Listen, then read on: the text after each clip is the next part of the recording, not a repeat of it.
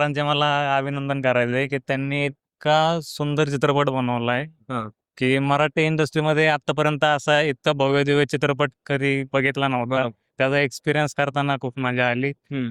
सर्वप्रथम रितेश देशमुख सरांचं and entire कास्टचं ज्यांनी काम केलंय, संजय दत्त असतील, विद्या बालन असेल, जेनेलिया मान असतील, हां.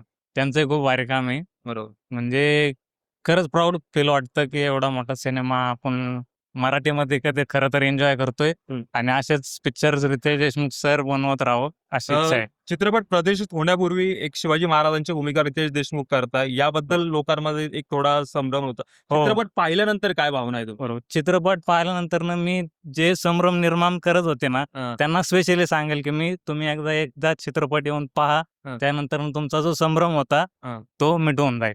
मराठीमध्ये एवढं मोठं बजेट असणारा हा पहिला चित्रपट आहे महाराजांवरचा. बरोबर. काय वाटतं की मराठी इंडस्ट्रीमध्ये हा एका वेगळ्या उंचीवर घेऊन जाईल? नक्कीच वेगळ्या उंचीवर घेऊन जाईल. कारण की जे स्केल तुम्ही पाहताल ना स्क्रीनवरती, हां.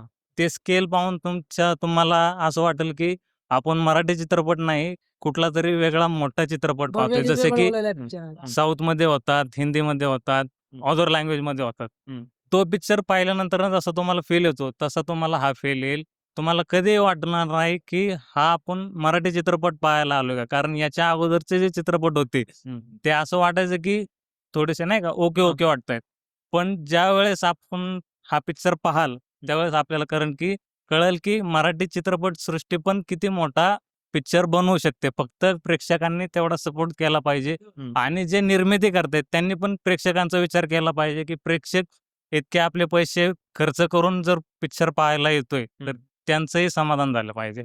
मॅम म्युझिक जर बघितलं तुम्ही तर म्हणजे जे साऊथमध्ये एवढ्या काळात पूर्ण चित्रपटामध्ये खेळून ठेवतात. तुम्ही स्वतःही त्याचा अनुभव घेतला. तुमचं काय मत आहे याबद्दल? सर याचं जे म्युझिक जे आहे ना, त्या म्युझिकमुळे पिक्चरला जास्त अजून भव्य दिव्य वाटतं. म्हणजे एक मराठी माणसाने एवढा सुंदर पिक्चर काढलेला आहे आणि एवढा मोठ्या बिग बजेटचा पिक्चर म्हणजे हा एक पहिलाच चित्रपट बनलेला आहे.